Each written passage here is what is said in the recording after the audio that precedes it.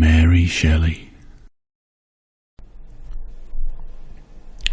July 16th, 1833. This is a memorable anniversary for me. On it I complete my 323rd year. The Wandering Jew? Certainly not. More than 18 centuries have passed over his head. In comparison with him, I am a very young immortal. Am I then immortal? This is a question which I have asked myself by day and night for now 303 years, and yet cannot answer it. I detected a grey hair amidst my brown locks this very day. That surely signifies decay, yet it may have remained concealed there for 300 years, for some persons have become entirely white-headed before 20 years of age. I will tell my story, and my reader shall judge for me. I will tell my story and so contrive to pass some few hours of long eternity, become so wearisome to me. Forever.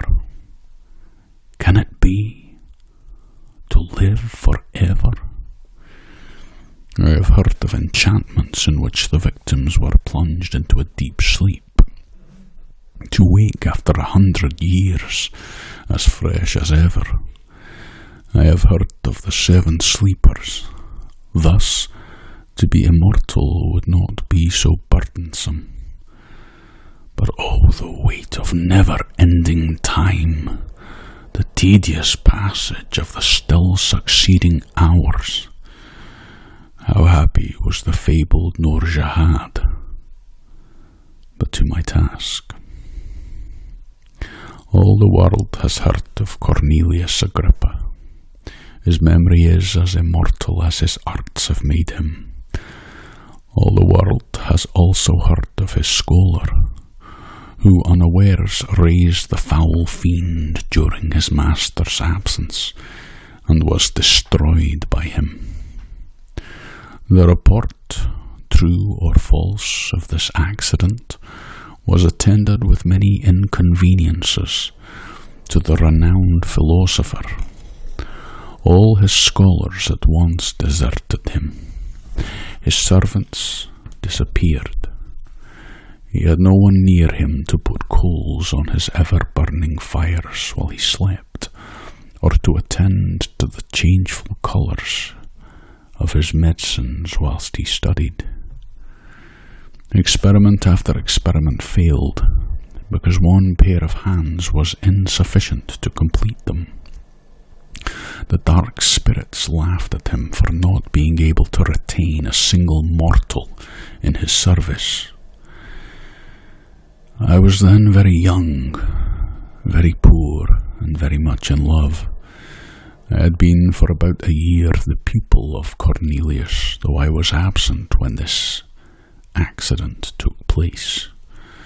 On my return, my friends implored me not to return to the alchemist's abode. I trembled as I listened to the dire tale they told. I required no second warning, and when Cornelius came and offered me a purse of gold if I would remain under his roof, I felt as if Satan himself tempted me. My teeth chattered, my hair stood on end. I ran off as fast as my trembling knees would permit. My failing steps were directed whither for 2 years they had every evening been attracted. A gently bubbling spring of pure living waters, beside which lingered the dark-haired girl, whose beaming eyes were fixed on the path I was accustomed each night to tread. I cannot remember the hour when I did not love Bertha. We had been neighbours and playmates from infancy. Her parents, like mine, were of humble life, yet respectable. Our attachment had been a source of pleasure to them. In an evil hour, a malignant fever carried off both her father and mother, and Bertha became an orphan. She would have found a home beneath my paternal roof, but unfortunately the old lady of the near castle, rich, childless and solitary, declared her intention to adopt her. Henceforth Bertha was clad in silk, inhabited a marble palace, and was looked on as being highly favoured by fortune. But in her new situation among her new associates, Bertha remained true to the friend of her humbler days.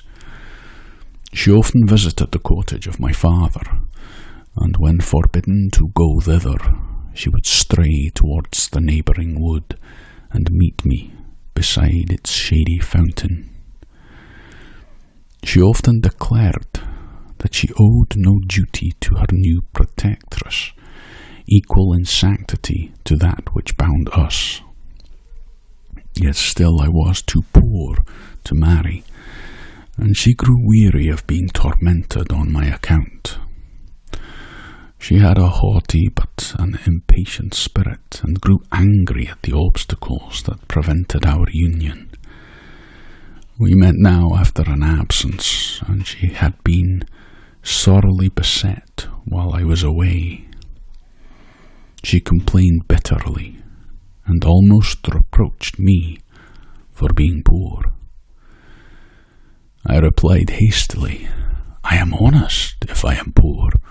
Were I not, I might soon become rich." This exclamation produced 1,000 questions. I feared to shock her by owning the truth, but she drew it from me. And then, casting a look of disdain on me, she said, "You pretend to love, and you fear to face the devil for my sake." I protested that I had only dreaded to offend her, while she dwelt on the magnitude of the reward that I should receive.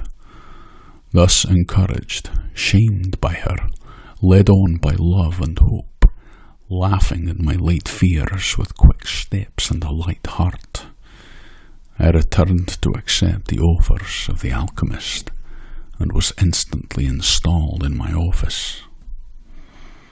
A year passed away. I became possessed of no insignificant sum of money. Custom had banished my fears.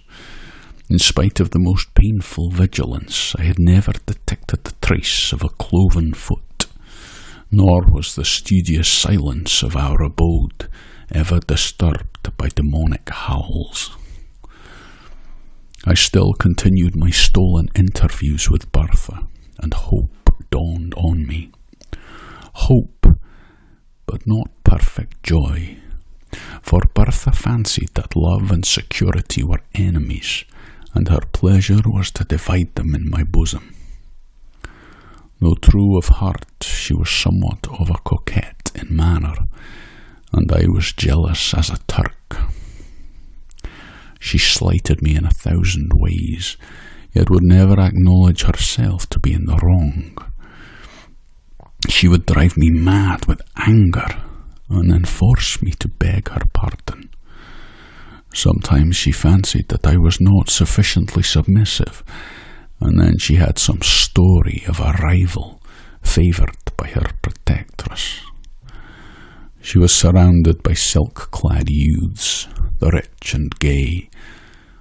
What chance had the sad-robed scholar of Cornelius compared with these? On one occasion the philosopher made such large demands upon my time that I was unable to meet her as I was wont. He was engaged in some mighty work, and I was forced to remain day and night, feeding his furnaces and watching his chemical preparations. Bertha waited for me in vain at the fountain. Her haughty spirit fired at this neglect, and when at last I stole out during the few short minutes allotted to me for slumber, and hoped to be consoled by her, she received me with disdain, dismissed me in scorn, and vowed that any man should possess her hand, rather than he, who could not be in two places at once for her sake. She would be revenged, and truly she was.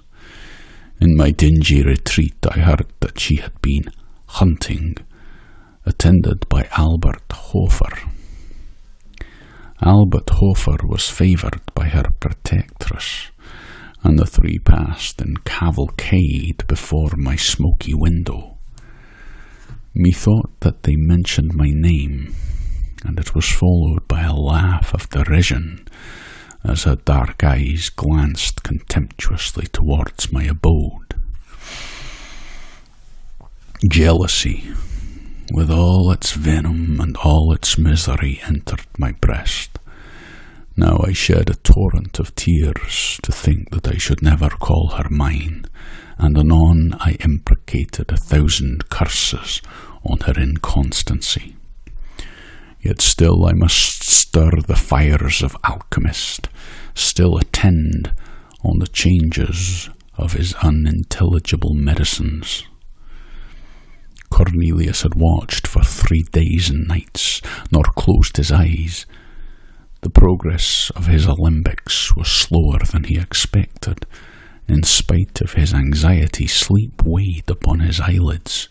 Again and again he threw off drowsiness with more than human energy. Again and again it stole away his senses. He eyed his crucibles wistfully. "Not ready yet," he murmured. "Will another night pass before the work is accomplished? Windsor, you are vigilant, you are faithful. You have slept, my boy, you slept last night. Look at that glass vessel. The liquid it contains is of a soft rose colour. The moment it begins to change its hue, awaken me. Till then I may close my eyes. First it will turn white, and then emit golden flashes. But wait not till then. When the rose colour fades, rouse me."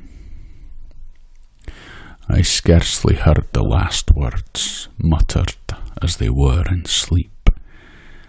Even then he did not quite yield to nature.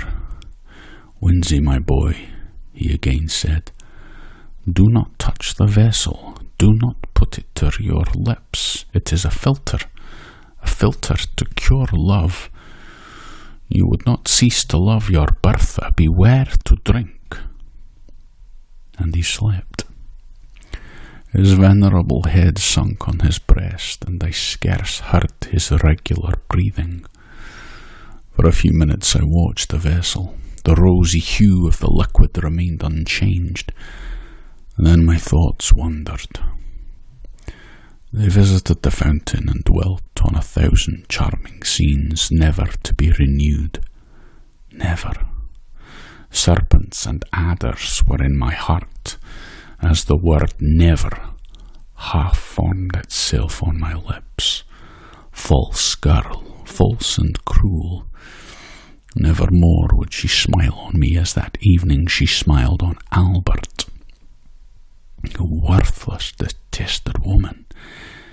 I would not remain unrevenged. She should see Albert expire at her feet. She should die beneath my vengeance.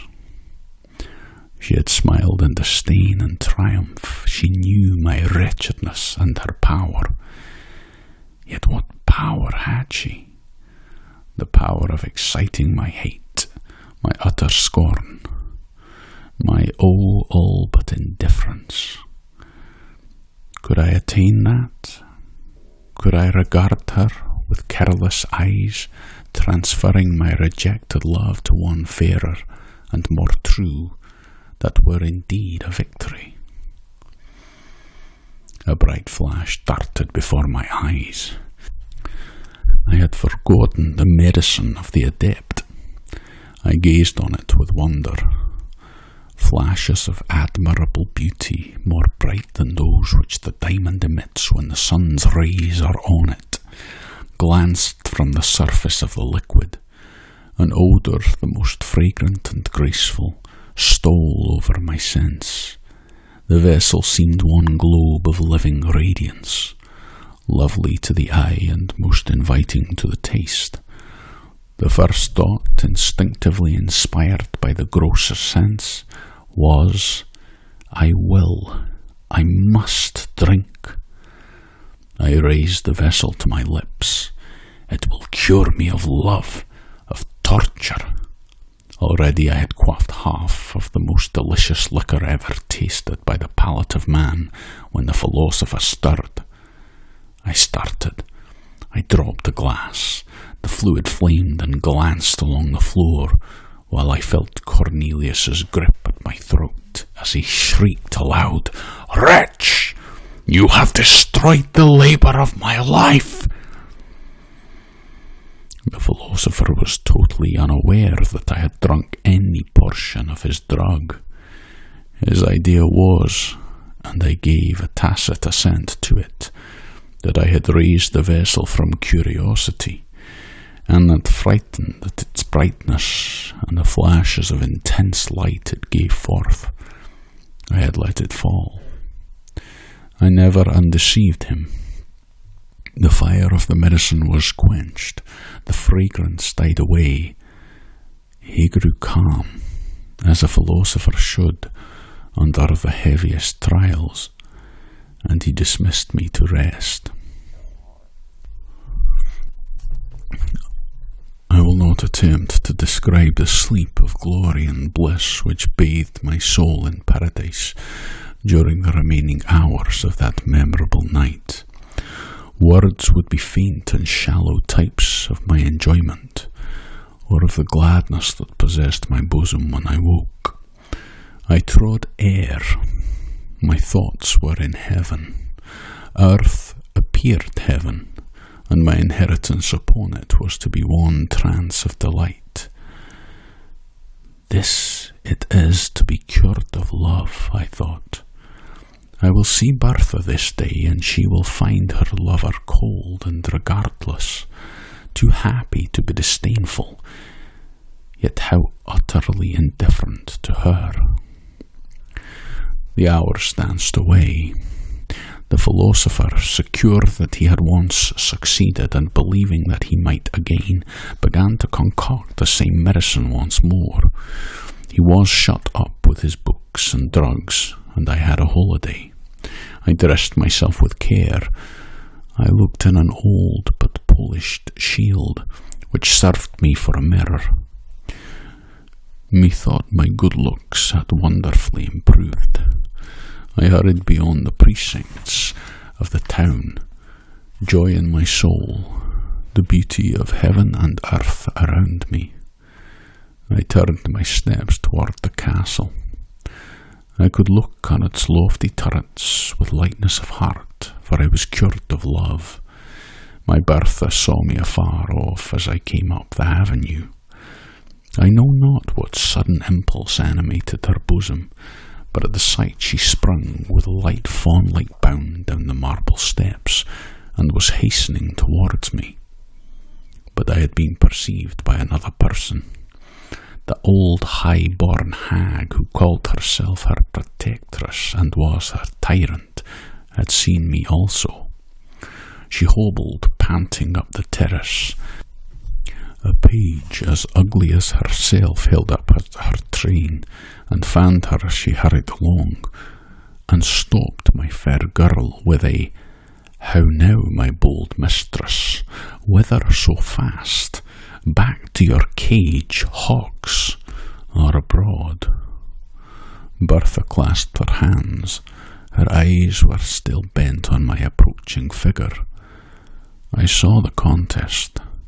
How I abhorred the old crone who checked the kind impulses of my Bertha's softening heart. Hitherto respect for her rank had caused me to avoid the lady of the castle. Now I disdained such trivial considerations. I was cured of love and lifted above all human fears.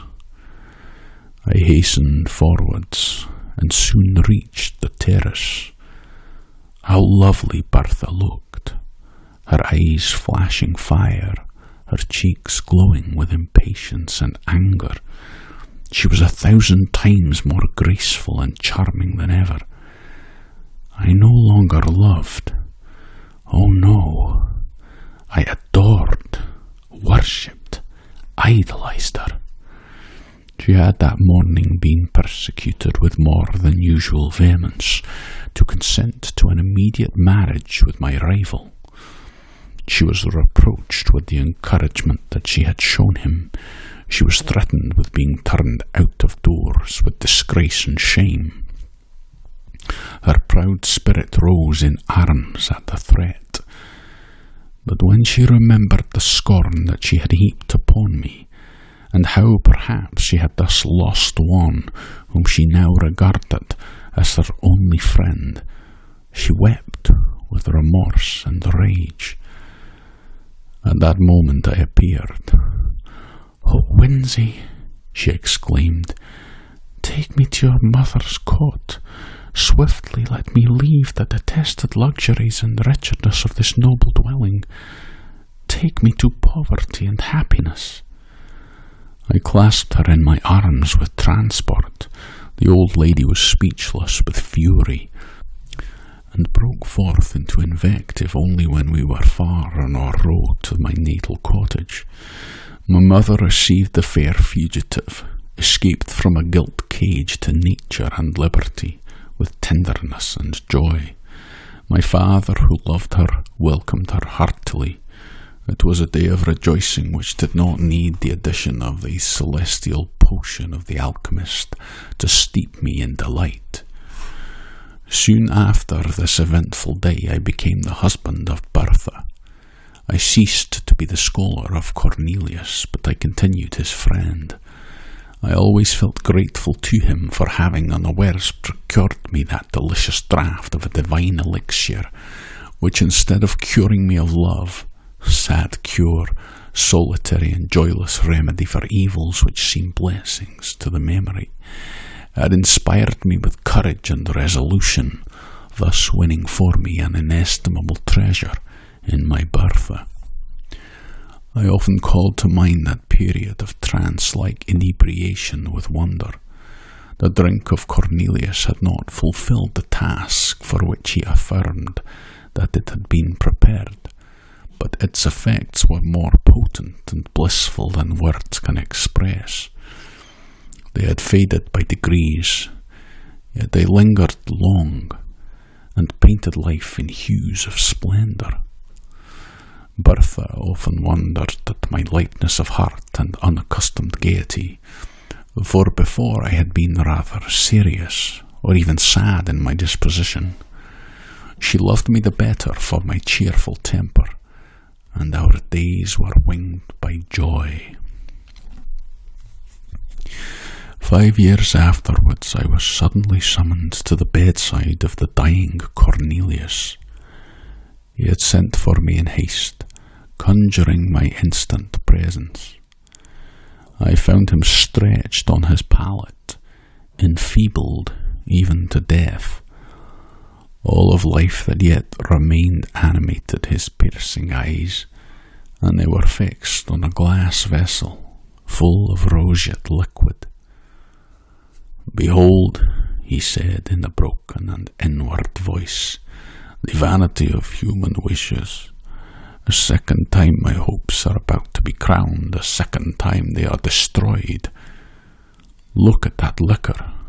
You remember 5 years ago I had prepared the same with the same success. Then, as now, my thirsting lips expected to taste the immortal elixir. You dashed it from me, and at present it is too late."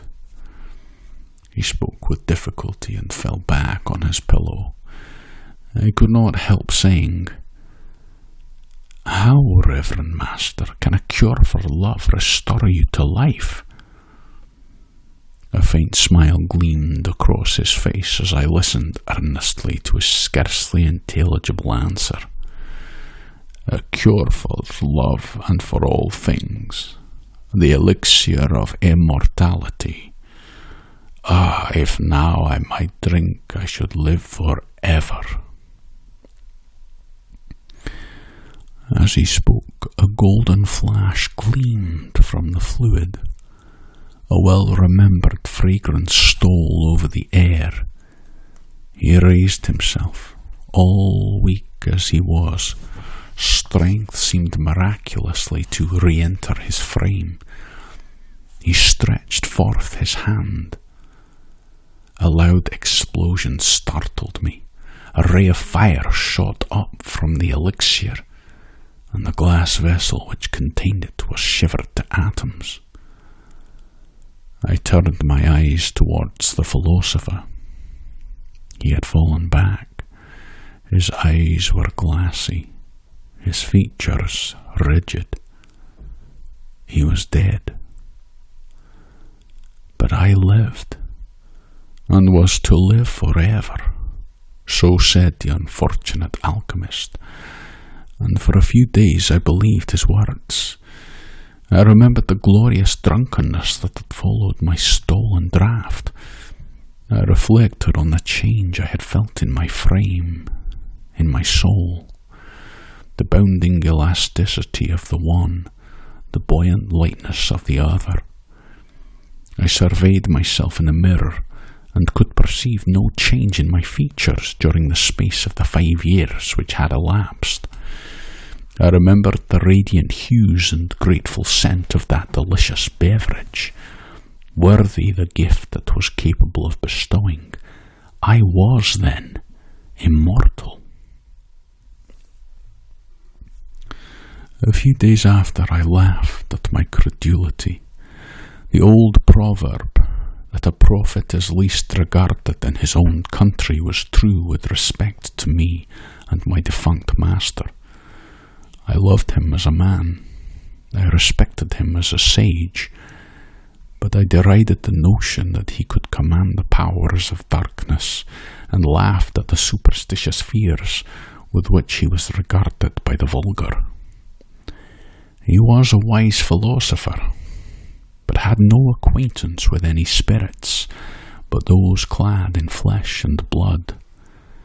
His science was simply human, and human science, I soon persuaded myself, could never conquer nature's laws so far as to imprison the soul forever within its carnal habitation. Cornelius had brewed the soul-refreshing drink, more inebriating than wine, sweeter and more fragrant than any fruit. It possessed probably strong medicinal powers, imparting gladness to the heart and vigour to the limbs, but its effects would wear out. Already were they diminished in my frame. I was a lucky fellow to have quaffed health and joyous spirits, and perhaps long life, at my master's hands. But my good fortune ended there. Longevity was far different from immortality. I continued to entertain this belief for many years. Sometimes a thought stole across me. Was the alchemist indeed deceived? But my habitual credence was that I should meet the fate of all the children of Adam at my appointed time. A little late, but still at a natural age. Yet it was certain that I retained a wonderfully youthful look. I was laughed at for my vanity in consulting the mirror so often, but I consulted it in vain. My brow was untrenched, my cheeks, my eyes, my whole person continued as untarnished as in my 20th year. I was troubled. I looked at the faded beauty of Bertha. I seemed more like her son. By degrees our neighbours began to make similar observations, and I found at last that I went by the name of the scholar bewitched. Bertha herself grew uneasy. She became jealous and peevish, and at length she began to question me. We had no children. We were all in all to each other. And though as she grew older her vivacious spirit became a little allied to ill temper, and her beauty sadly diminished, I cherished her in my heart as the mistress I had idolized, the wife I had sought and won with such perfect love. At last our situation became intolerable. Bertha was 50, I 20 years of age. I had, in very shame, in some measure adopted the habits of a more advanced age. I no longer mingled in the dance among the young and the gay, but my heart bounded along with them while I restrained my feet, and a sorry figure I cut among the nesters of our village. But before the time I mention, things were altered. We were universally shunned.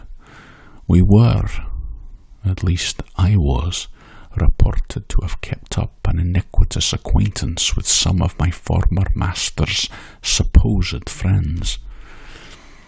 Poor Bertha was pitied but deserted. I was regarded with horror and detestation. What was to be done? We sat by our winter fire.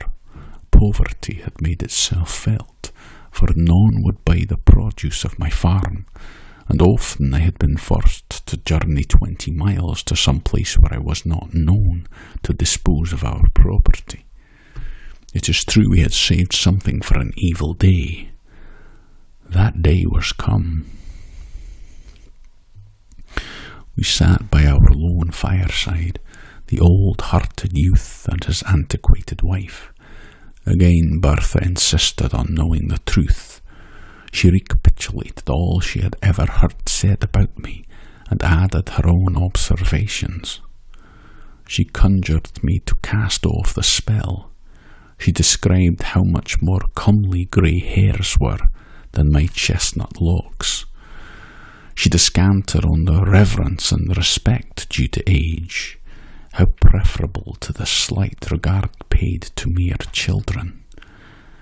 Could I imagine that the despicable gifts of youth and good looks outweighed disgrace, hatred, and scorn? Nay, in the end I should be burnt as a dealer in the black art, while she, to whom I had not deigned to communicate any portion of my good fortune, might be stoned as my accomplice. At length she insinuated that I must share my secret with her, and bestow on her like benefits to those I myself enjoyed, or she would denounce me. And then she burst into tears. Thus beset, methought it was the best way to tell the truth. I revealed it as tenderly as I could, and spoke only of a very long life, not of immortality, which representation indeed coincided best with my own ideas. When I ended, I rose and said, "And now, my Bertha, will you denounce the lover of your youth? You will not, I know. But it is too hard, my poor wife, that you should suffer from my ill luck and the accursed arts of Cornelius. I will leave you. You have wealth enough, and friends will return in my absence. I will go. Young as I seem and strong as I am, I can work and gain my bread among strangers, unsuspected and unknown. I loved you in youth. God is my witness that I would not desert you in age, but that your safety and happiness requires it." I took my cap and moved towards the door.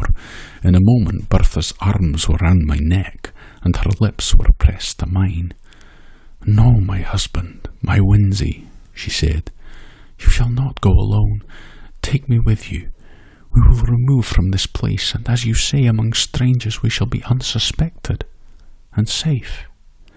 I am not so very old as quite to shame you, my Winsey, and I dare say the charm will soon wear off. and with the blessing of God you will become more elderly looking, as is fitting. You shall not leave me." I returned the good soul's embrace heartily. "I will not, my Bertha, but for your sake I had not thought of such a thing. I will be your true, faithful husband, while you are spared to me, and do my duty by you to the last." The next day we prepared secretly for our emigration. We were obliged to make great pecuniary sacrifices. It could not be helped. We realized a sum sufficient at least to maintain us while Bertha lived, and without saying adieu to anyone, quitted our native country to take refuge in the remote part of western France. It was a cruel thing to transport poor Bertha from her native village and the friends of her youth to a new country, new language, new customs. The strange secret of my destiny rendered this removal immaterial to me, but I compassionated her deeply and was glad to perceive that she found compensation for her misfortunes in a variety of little ridiculous circumstances. Away from all telltale chroniclers, she sought to decrease the apparent disparity of our ages by 1,000 feminine arts, rouge, youthful dress, and assumed juvenility of manner. I could not be angry. Did not I myself wear a mask? Why quarrel with hers because it was less successful?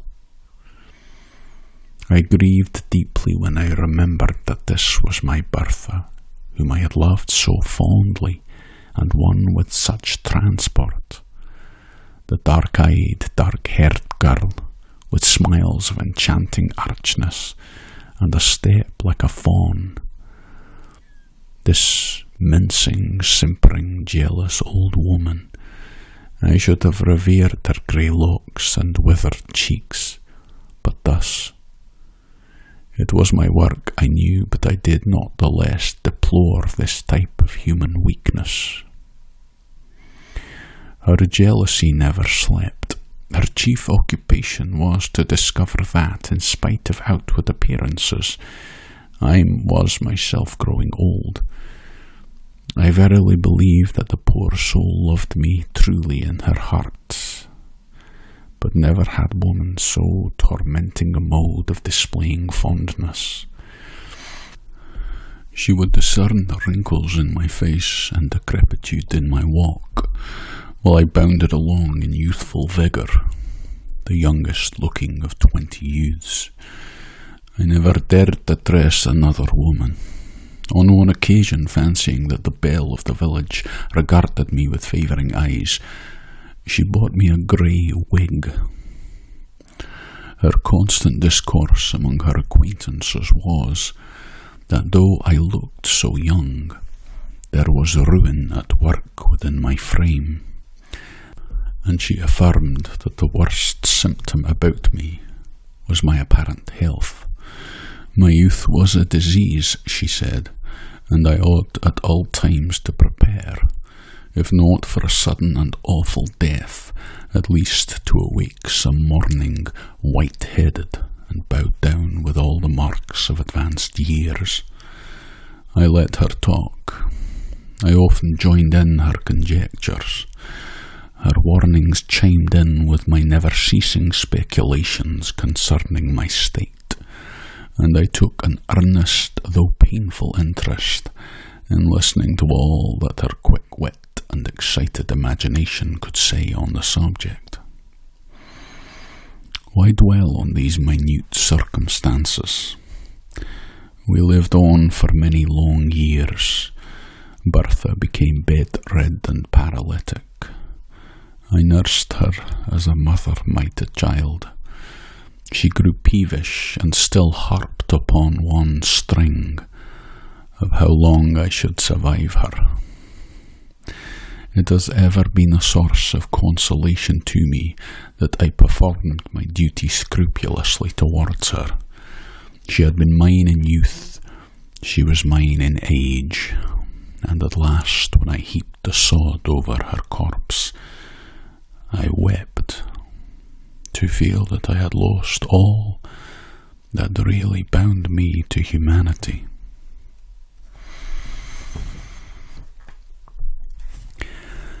Since then, how many have been my cares and woes, how few and empty my enjoyments. I pause here in my history. I will pursue it no further. A sailor without rudder or compass, tossed on a stormy sea, a traveller lost on a widespread heath, without landmark or star to guide him. Such have I been, more lost, more hopeless than either. A nearing ship, a gleam from some far caught, may save them. But I have no beacon except the hope of death. Death, mysterious, ill-visaged friend of weak humanity, why alone of all mortals have you cast me from your sheltering fold?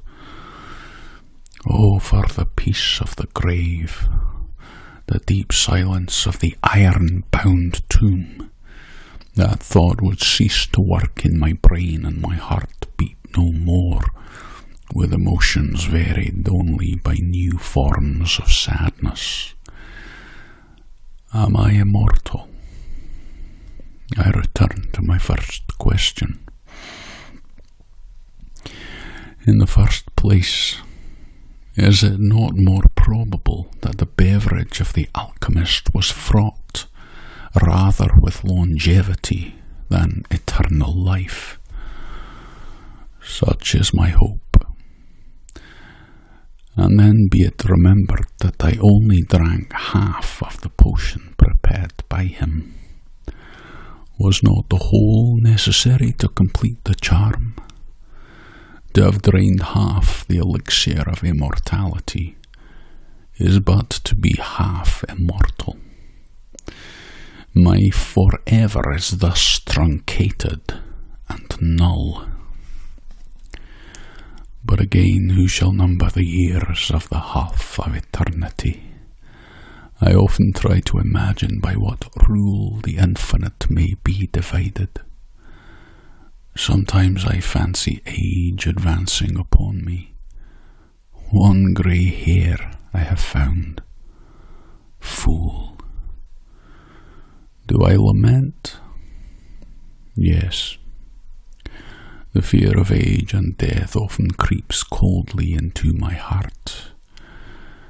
And the more I live, the more I dread death, even while I abhor life.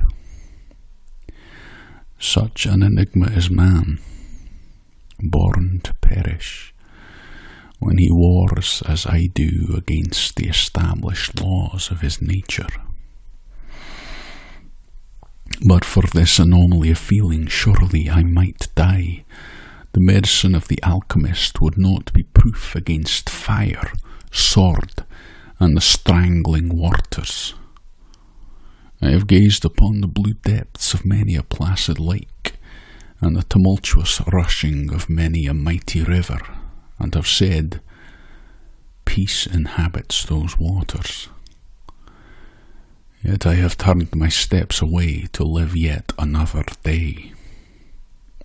I have asked myself whether suicide would be a crime in one to whom thus only the portals of the other world could be opened. I have done all except presenting myself as a soldier or duelist, an object of destruction to not my fellow mortals, and therefore I have shrunk away. They are not my fellows, the inextinguishable power of the life in my frame, and their ephemeral existence places wide as the poles asunder. I could not raise a hand against the meanest or the most powerful amongst them. Thus I have lived on for many a year, alone and weary of myself, desirous of death, yet never dying, immortal, immortal. Neither ambition nor avarice can enter my mind, and the ardent love that gnaws at my heart, never to be returned, never to find an equal on which to expend itself, lives there only to torment me. This very day I conceived a design by which I may end all, without self-slaughter, without making another man a Cain, an expedition which mortal frame can never survive, even endured with the youth and strength that inhabits mine. Thus I shall put my immortality to the test, and rest forever, or return, the wonder and benefactor of the human species.